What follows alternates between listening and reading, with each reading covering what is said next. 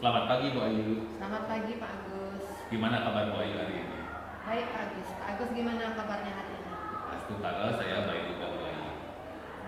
Nah Bu Ayu, hari ini kita akan melakukan praobservasi ya. Iya Jadi, Pak. jadi saya sampaikan terlebih dahulu tujuan dari observasi yang akan kita lakukan nanti. Iya Pak. Nah, adapun tujuan dari observasi nanti adalah untuk mengembangkan diri kita ya Bu, sebagai diri kita sebagai seorang pendidik. Iya Bapak. Baik Bu Ayu. Jadi apa tujuan yang ingin Ibu Ayu capai dari hasil supervisi kita nanti? Tujuannya di sini Pak Agus, saya ingin meningkatkan diskusi itu biar anak-anak itu bisa berkontribusi untuk belajar berkelompoknya, karena saya lihat selama ini dalam berkelompok itu hanya beberapa siswa saja yang aktif dan menanggapi kelompok lain. Begitu Pak Agus. Jadi bagian mana yang nanti perlu saya amati Bu Ayu? Pada bagian keaktifan siswa saat berkelompok Pak Agus. Menurut Bu Ayu, murid yang aktif dalam kelompok itu yang seperti apa? Menurut saya, murid yang aktif di dalam kelompok itu adalah murid yang mampu berdiskusi dengan rekan kelompoknya, terus murid yang bisa menyelesaikan tugas dan mampu berkontribusi dengan kelompoknya, terus mampu menanggapi hasil diskusi dari kelompok lain. Begitu menurut saya, Pak. Oke Bu Ayu, kira-kira nih Bu Ayu, kenapa murid Bu Ayu itu kurang aktif dalam kelompok? Hal apa kira-kira yang menyebabkan itu Bu Ayu? Kalau menurut saya Pak Agus, selama ini yang saya amati itu anak-anak itu mempunyai pendapat Bapak, tapi anak tersebut takut mengungkapkan pendapatnya itu karena dia takut salah Bapak. Begitu menurut saya Pak. Ya, dari hal tersebut Bu Ayu, kira-kira apa strategi yang mau Bu Ayu terapkan agar murid Bu Ayu itu tidak lagi takut untuk mengemukakan pendapat? Jadi murid Bu Ayu nantinya bisa aktif berdiskusi, kemudian bisa memberikan tanggapan dan juga memberikan pendapatnya di hadapan kelompok lain. Rencananya saya akan menggunakan satu strategi untuk membangun kemitraan terhadap murid saya Pak. Nanti saya akan beri nama strategi itu salah bukan berarti masalah.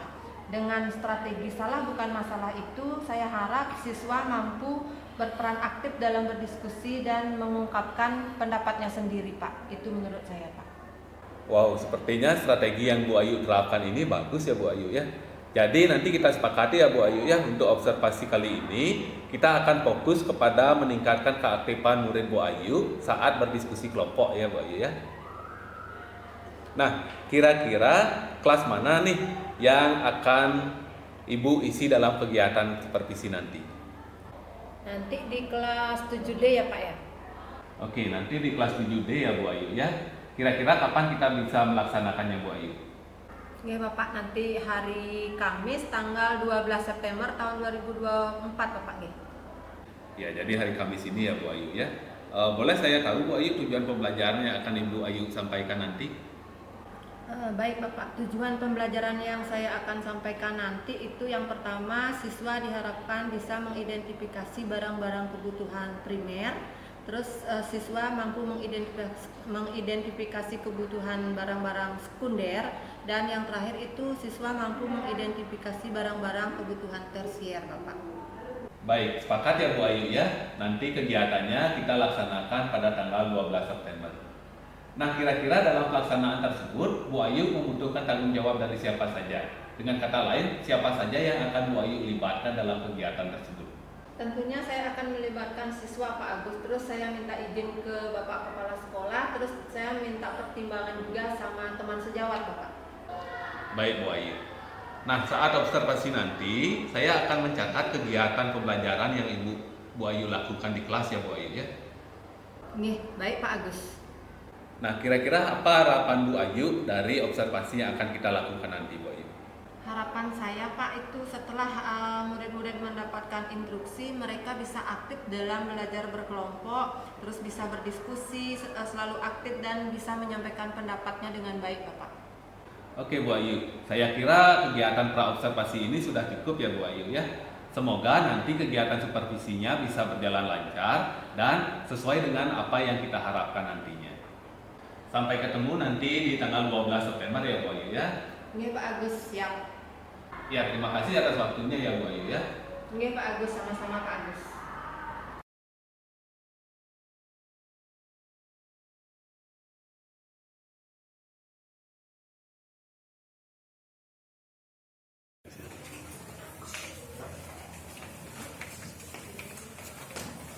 Ano,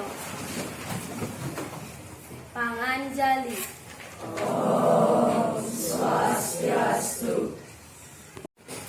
Selamat pagi anak-anak. Pagi Ibu. Untuk hari ini Ibu akan disupervisi oleh Pak Agus Widano. Nanti kalian gimana pembelajarannya kalian ikuti dengan baik ya. Ya, Ya, selamat pagi anak-anak. Pagi, Pak. Nah, seperti yang dibilang oleh Bu Ayu, hari ini Pak melakukan supervisi di kelas ini ya. Jadi kalian belajarnya seperti biasa ya. ya. Ya, terima kasih. Silahkan Pak Agus. Oke, kasih Bu Ayu. Nih. Anak-anak, sebelum pembelajaran dimulai, mari kita berdoa terlebih dahulu. Siwi, coba dipimpin undang persembahyangan, berdoanya. Berdiri. Sebelum mulai pembelajaran, sebaiknya kita berdoa terlebih dahulu menurut agama dan kepercayaan masing-masing. Berdoa dimulai. Berdoa selesai.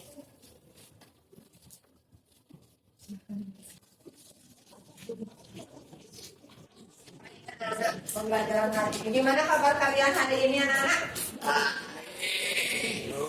Ya. Ada yang tidak masuk?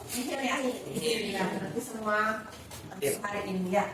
Untuk pembelajaran hari ini kita akan mulai dengan Ibu akan bertanya tentang materi minggu lalu. Anak-anak masih ingat materi kita minggu lalu anak-anak? Ayo, siapa yang masih ingat?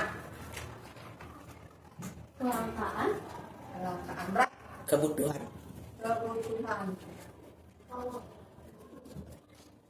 Ayo, pasang. Keinginan. Iya, keinginan. Ya.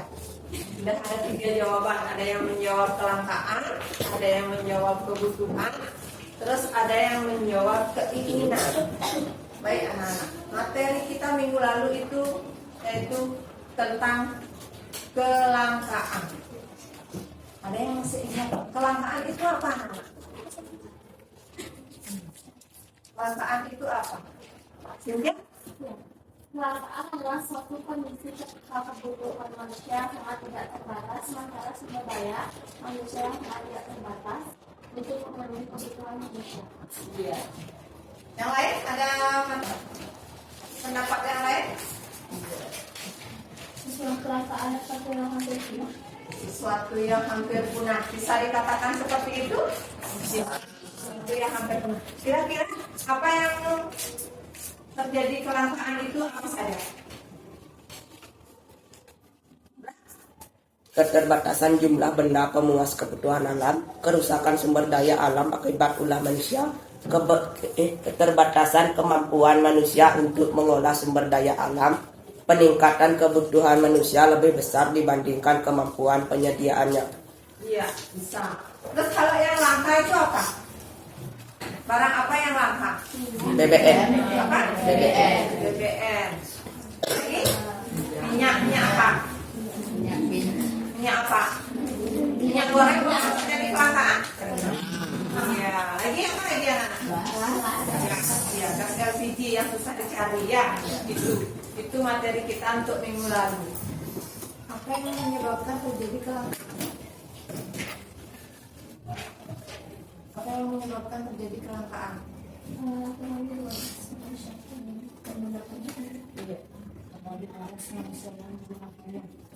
Bisa. Ya lagi? Karena kurang kurang hemat, tidak bisa menggunakannya dengan baik. Dah, ya itu materi kita minggu lalu. Terus tadi ada yang menjawab tentang kebutuhan. Untuk materi hari ini kita akan belajar tentang kebutuhan manusia. Tujuan pembelajarannya di sini itu nanti kalian diharapkan untuk mampu menganalisis barang-barang kebutuhan primer. Ya, kalian diharapkan untuk mampu menganalisis barang-barang kebutuhan sekunder dan barang-barang kebutuhan tersier. Itu nanti kebutuhan menurut intensitasnya. Ya, itu ada 3, primer, sekunder, dan tersier. Ya, terus sebelum itu nanti ibu akan ngasih kalian video pembelajaran. Video pembelajaran itu ibu akan kasih kalian lewat grup, ya, grup kelas. Nanti kalian simak di situ. Terus nanti materi ajarnya ibu akan kasih kalian ke grup juga.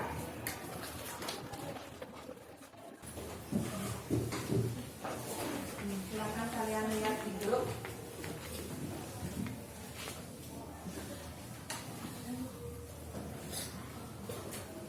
Lagi sedikit anak-anak, sebelum lanjut ibu akan tanyakan kebutuhan kalian yang sudah terpenuhi itu apa? Seragam. Pakaian. Kalau kalian sebagai siswa, Tulis. alat tulis. Lagi? Seragam sekolah. Seragam sekolah itu sudah mencakup tentang baju, sepatu, kaos kaki. Itu di situ ya? Iya. Itu yang sudah terpenuhi. Untuk saat ini ada nggak kebutuhan kalian yang belum kalian terpenuhi? Yuk, pasat. Apa yang belum? Motor. Kamu memang sekolah mau pakai motor? Mau pakai kemana? Jemput nenek. Di mana rumah neneknya? Oh, kamu mau pingin motor untuk kamu nengok nenek? Iya, bagus nggak? Bagus, tapi kita sebagai siswa tidak boleh menggunakan motor karena belum cukup umur. Ya, itu tidak boleh. Yang kita perlukan aja lebih baik itu yang kita penuhi dulu terlebih dahulu untuk diri kita, seperti makan, minum, pakaian, untuk peralatan sekolah. Misalnya ada kalian bayar SPP, itu yang kalian penuhi dulu. Ya, pasal belakangan nanti motornya. Setelah kamu SMA, setelah kamu cukup umur, kamu boleh meminta motor sama orang tua. Ya. Oke anak-anak, materi ibu share di grup kelas ya, 7D. Ya. Terus kalian lihat juga video pembelajarannya. Kelas 7D.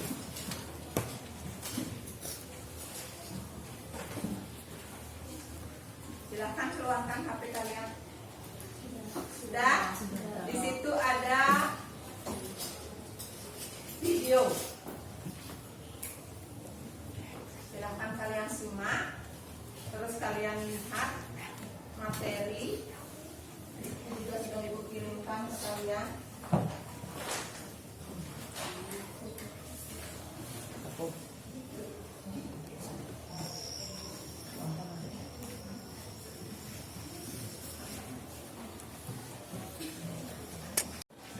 Baik anak-anak, sekarang kalian duduk berkelompok dulu. Kelompok 1, 2, 3, 4. Ada 5 kelompok ya?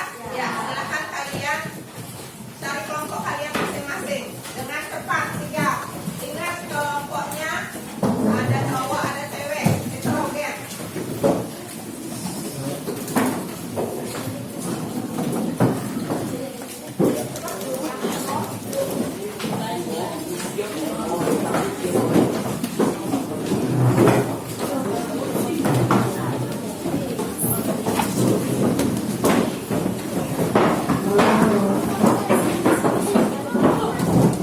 Anak-anak, ibu akan bagiin LKPD-nya di sana. Kalian siapkan secara berkelompok. Ingat, kelompok kalian harus semua aktif.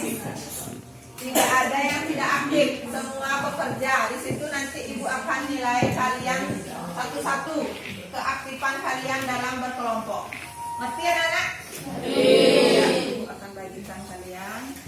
Ini satu berkelompok.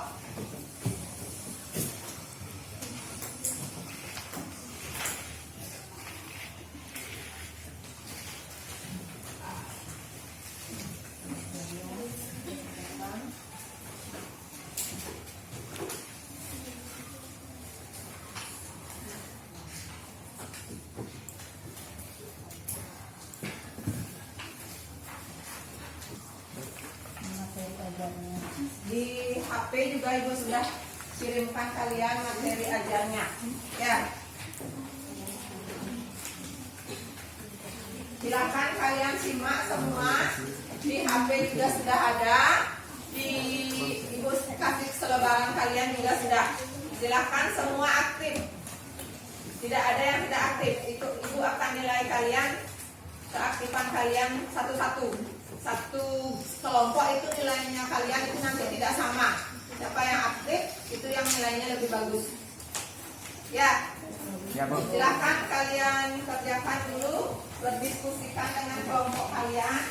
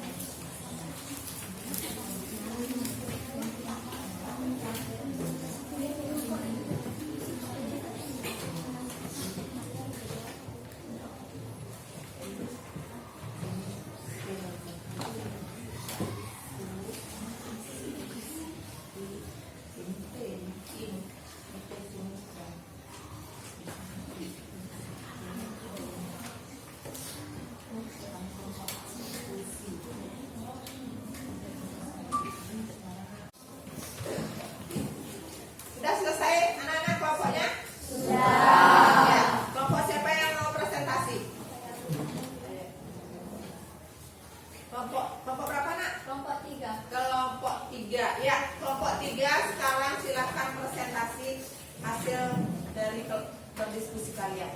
Baik, nomor 3.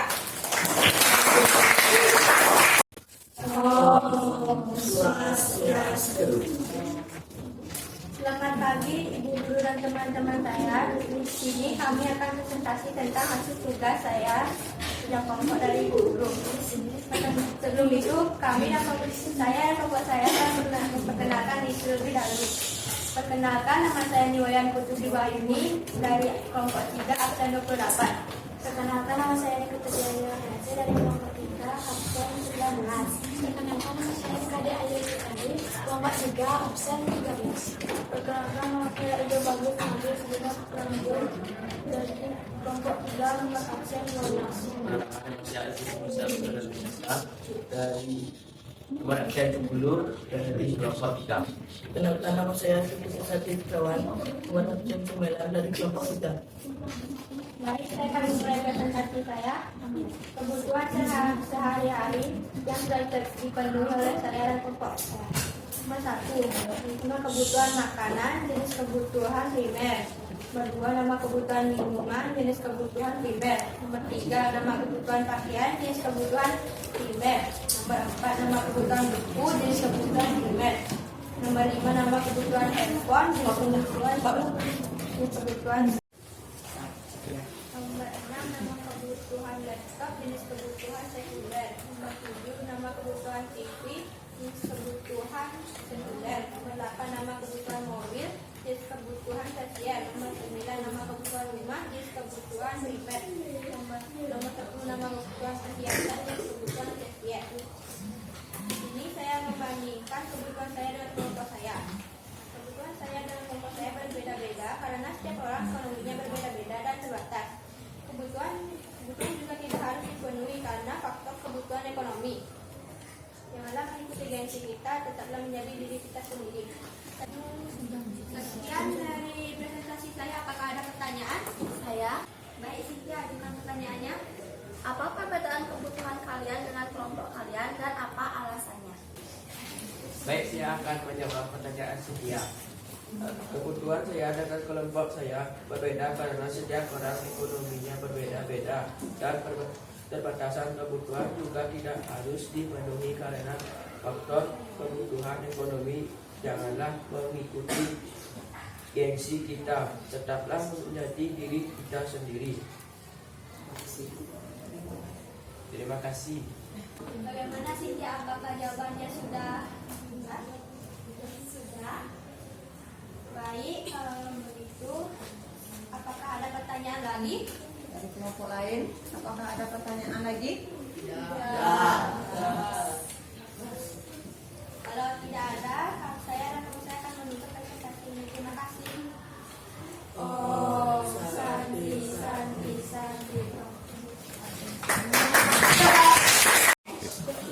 Baik anak-anak, kalian sudah presentasi tadi. Sekarang waktunya tinggal sedikit, tinggal kalian menyimpulkan dari materi yang sudah kalian pelajari tadi. Siapa yang bisa menyimpulkan kira-kira? Ya, silakan Siwi. Kebutuhan menurut intensitasnya terdiri dari 3, yaitu kebutuhan primer, sekunder, dan tersier. Kebutuhan primer adalah kebutuhan yang harus dipenuhi seperti makanan, minuman, dan pakaian. Kebutuhan sekunder adalah kebutuhan yang harus dipenuhi tetapi bisa ditunda, seperti laptop, handphone, dan motor. Kebutuhan tersier adalah kebutuhan yang tidak harus dipenuhi dan bisa ditunda, seperti emas, berlian, dan barang-barang mewah. Ya. Baik anak-anak, untuk pembelajaran kali ini kita cukupkan saja. Untuk pembelajaran berikutnya kita lanjutkan minggu depan lagi. Ya, untuk hari ini Siwi tolong pimpin berdoa untuk mengakhiri pembelajaran hari ini.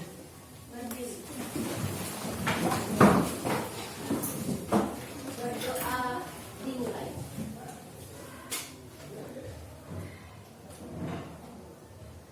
Berdoa selesai. Anak-anak, sekarang kita akhiri untuk pembelajaran hari ini.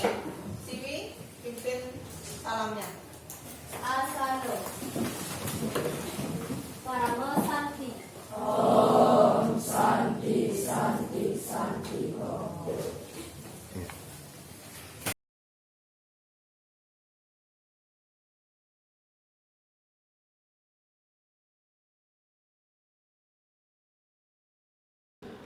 Selamat pagi Bu Ayu. Selamat pagi Pak Agus. Gimana perasaan Bu Ayu setelah observasi kemarin?